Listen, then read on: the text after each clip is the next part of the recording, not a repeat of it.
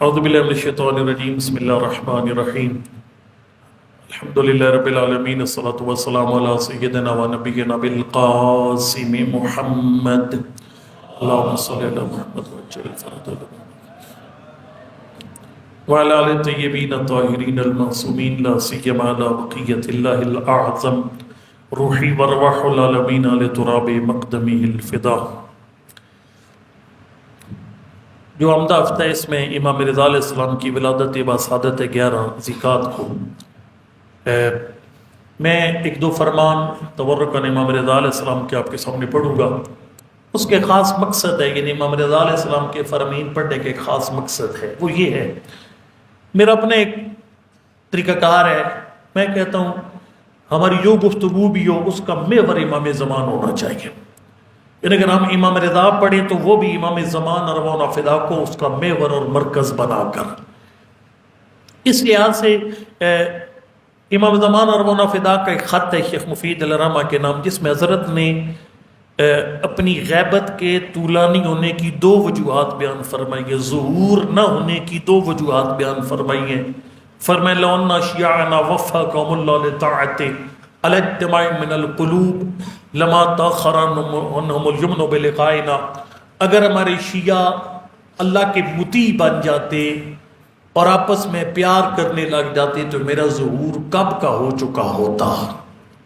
اطاعت کا جذبہ ہمارے اندر نہیں ہے۔ اور پھر ایک حدیث جو بہت الارمنگ حدیث ہے، فرمایا یاتی بدین جدید، آپ یہ اس میں پڑھتے ہیں، اس میں یعنی جو دعائے ندبہ کے اندر نصبو این محیی معالم الدین، وہ ہستی کہاں ہے جو دین کے معارف کو زندہ کرے گا، کہ دین کے بہت سارے احکام مر چکے ہوں گے، امام زمان زندہ کریں گے ان دین کے احکام کو، اور ظاہر ہے جب دین کے مردہ احکام کو امام زمان زندہ کریں گے تو اس کے ایک ریئیکشن آئے گا۔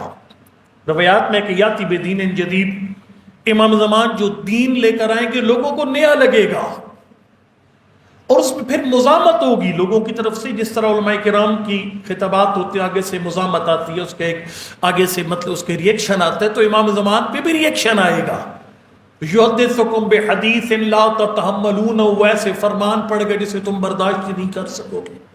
چھٹے امام اپنے صحابہ کو فرما رہے تھے، شیعوں کو کہہ رہے تھے، وہ ایسی حدیث پڑھے گا جسے تم برداشت نہیں کر سکو گے، فرمایا تخرجون علیہ، اس کے خلاف بغاوت کر دو گے، فتقاتلون فیقاتلکم، فرمایا تم اس کے خلاف تلواریں نکال لو گے، وہ تمہارے خلاف تلوار نکال لے گا۔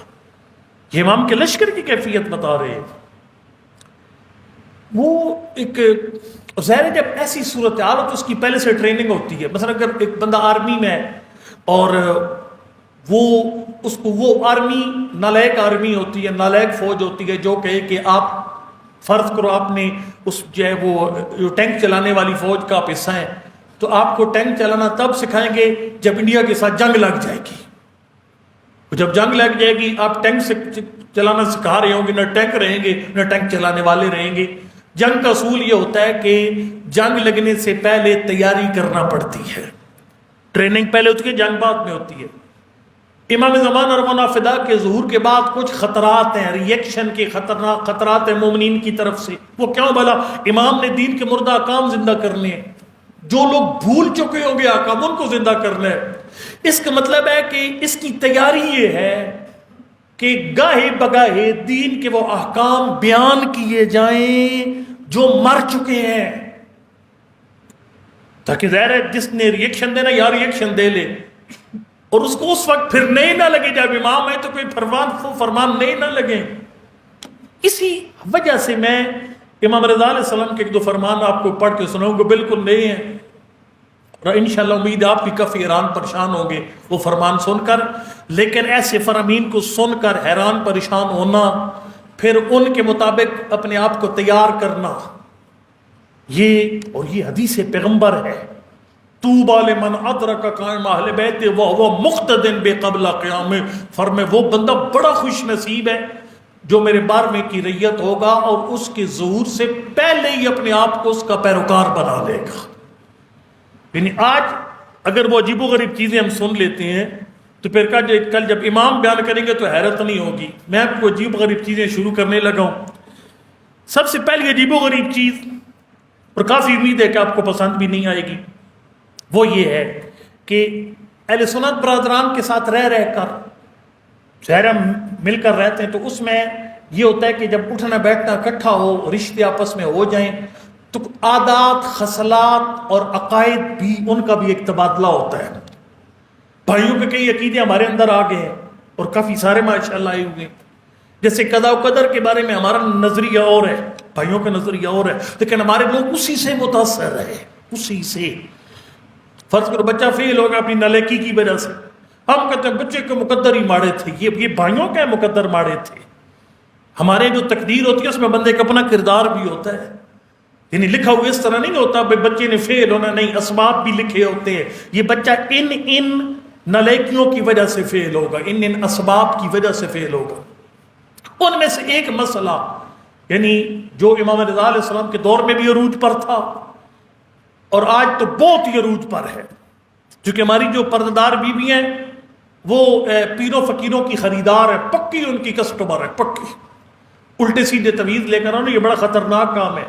ایک ہماری روایات میں ایک عورت نے اپنے شوہر کو بد اخلاق شوہر کا اخلاق درست کرنے کے لیے تویز، اب یہ پٹھا تویز ہی سیدھا تویز تھا بھئی، اپنے بد اخلاق شوہر کو خالی اس کا اخلاق درست کرنے کے لیے تویز لے کر آئی. پیغمبر نے فرمایا تو نے سارے سمندر گندے کر دیے.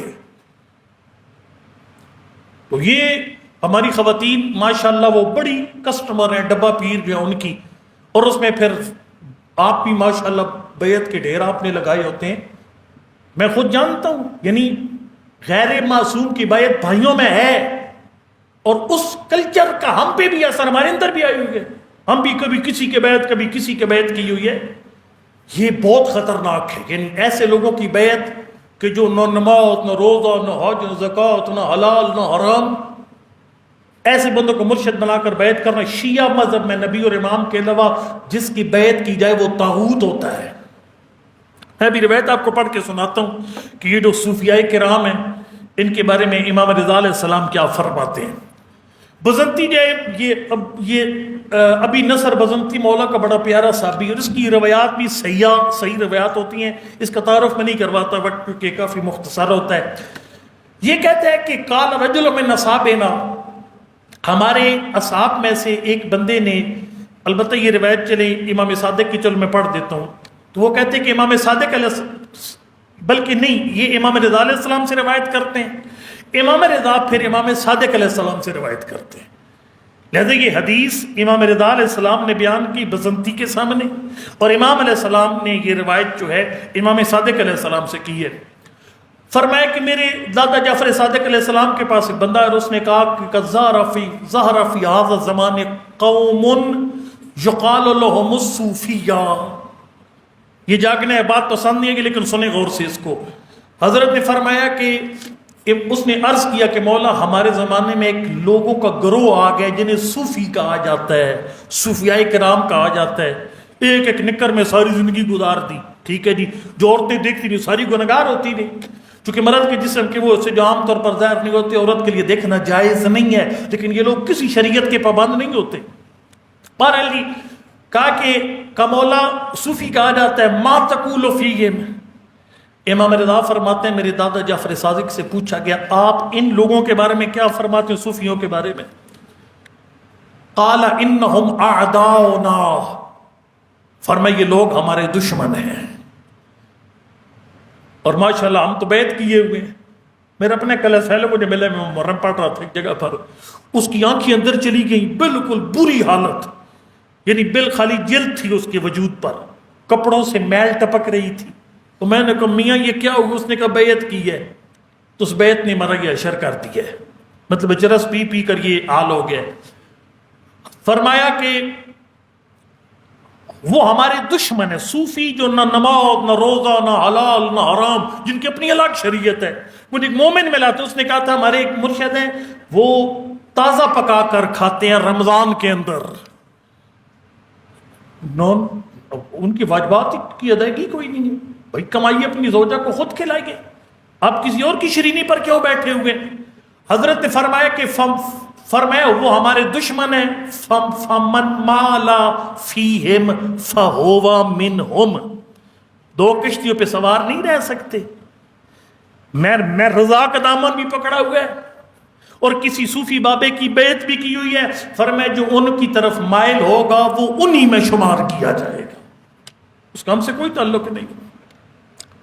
پھر فرمایا یوشر معہم، میرا آپ کے پاس ہے کیا مجھے بتائیے تو صحیح، یہ نماز روزہ حج زکوٰۃ جو ہم کرتے ہیں یہ تو آل محمد کی شفاعت کے لائق بننے کی شرائط ہے، ہمارا سب سے قیمتی، آپ اس میں پڑھتے ہیں وہ زیارت کے اندر کہ ورزقنا فی الدنیا زیارتہم وفی الآخرۃ شفاعتہم واحشرنا فی زمرتہم، پروردگار مجھے دنیا میں ان کی زیارت نصیب فرما، آخرت میں شفاعت نصیب فرما، اور مجھے روز قیامت ان کے ساتھ اٹھا۔ سرکار نے پتہ کیا فرمایا؟ فرمایا جو کسی بابا جی کی بیعت کرے گا نا، سرکار نے فرمایا یحشر معہم، فرمایا وہ پھر ہمارے ساتھ نہیں اٹھائے گا، جس کی بیعت کرے گا اسی کے ساتھ اٹھایا جائے گا۔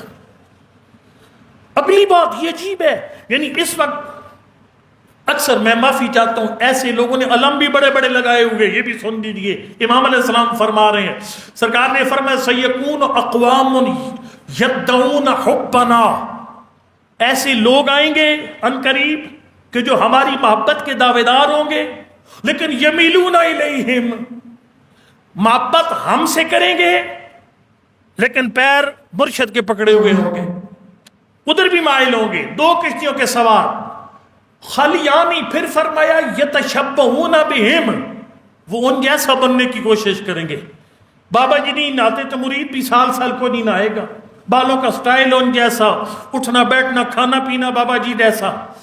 سرکار نے فرمایا یلقبون انفسہم، اپنے آپ کو لقب دیں گے کہ بھئی یہ پتہ نہیں پیر طریقت، رابر شریعت اور پتہ نہیں کیا کیا، فلاں کا میں یہ چیلا ہوں، میں فلاں کا نمائندہ ہوں، فلاں کا ایلچی ہوں، میں فلاں کا متولی، اپنے آپ کو رنگ برنگے لقب دیں گے۔